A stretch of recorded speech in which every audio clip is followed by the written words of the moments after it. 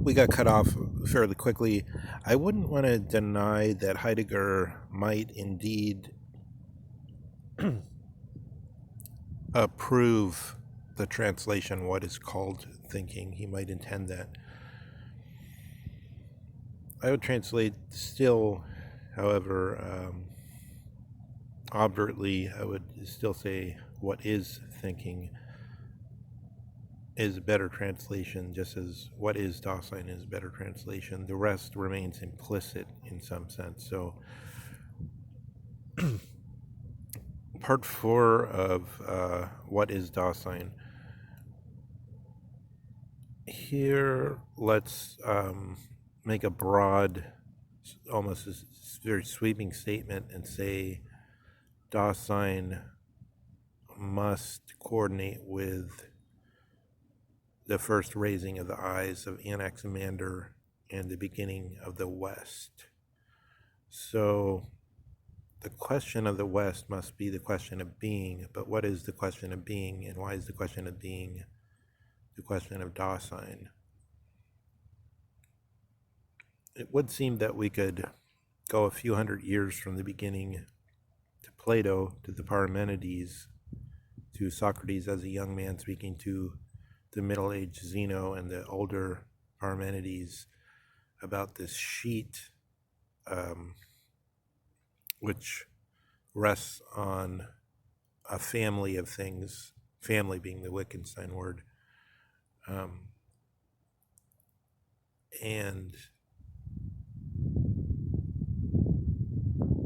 the millennial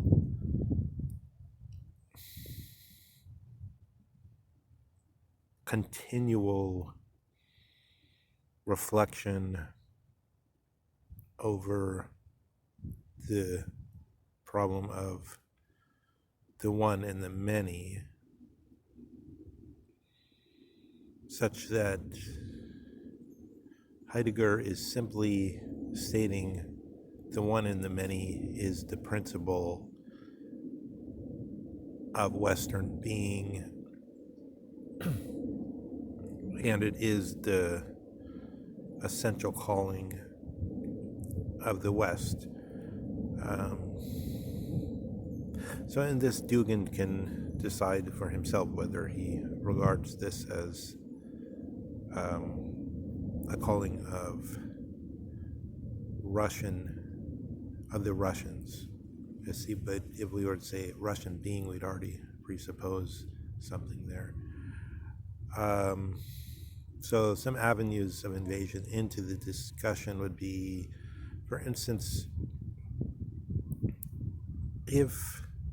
is it so that when Joseph Campbell approaches this problem of Vishnu as one incarnation of the highest God among others, and therefore Vishnu as a kind of superstition from the point of view of,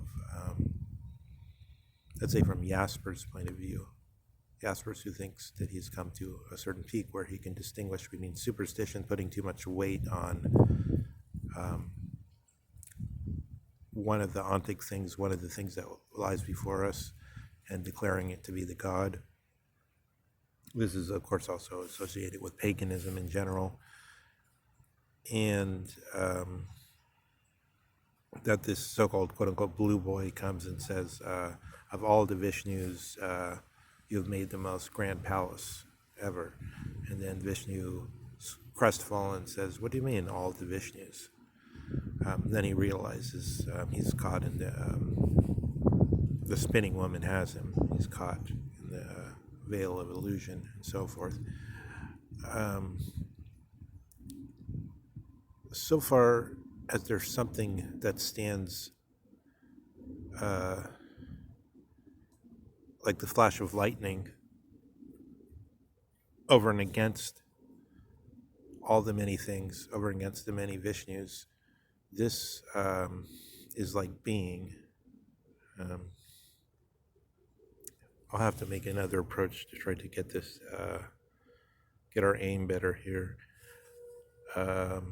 The other avenue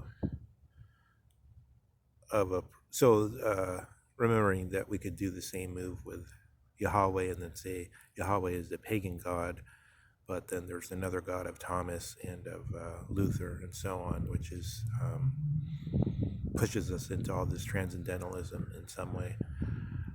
On the other hand, we can think of moves. What we were doing before is we were going just from within the history of the development of philosophy. We're thinking, here's Husserl right at the end, and then he leads into Heidegger. I'm going to go back a little way and see what is Kant saying about being. And so Kant is saying things like, a book is a book. So what does it mean to discover that the principal book is irreducible and it can't be explained in any way?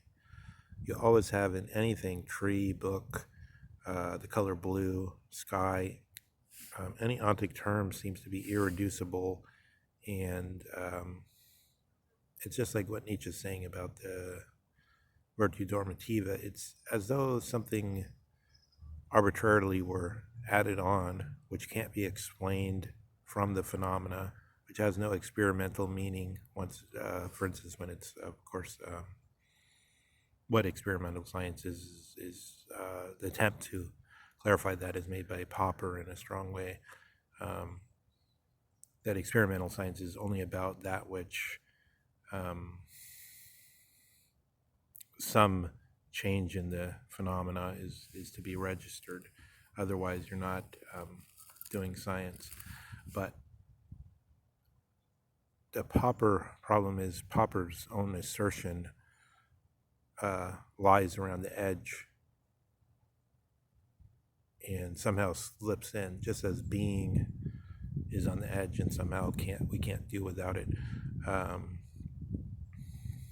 The most cogent form of this problem from the point of view of people concerned primarily with the sciences is probably the causality problem. The very concept of causality is just words.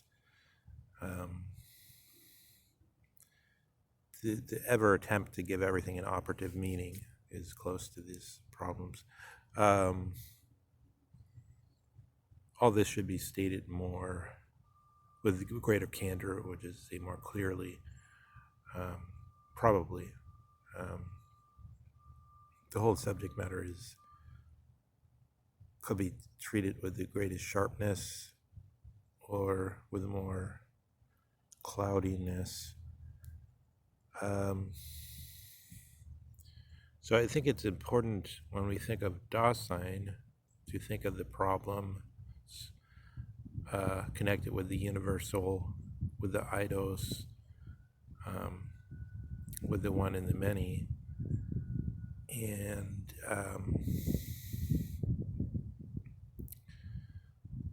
with respect to Kant, we should remember Kant says being is not some super genus. The very idea of a super genus reminds us somehow of the question of what Zizek says about Heidegger has merely produced a super transcendentalism. Of course, those are two different things. A genus is different than the problem of any possible experience or the conditions of any possible experience. But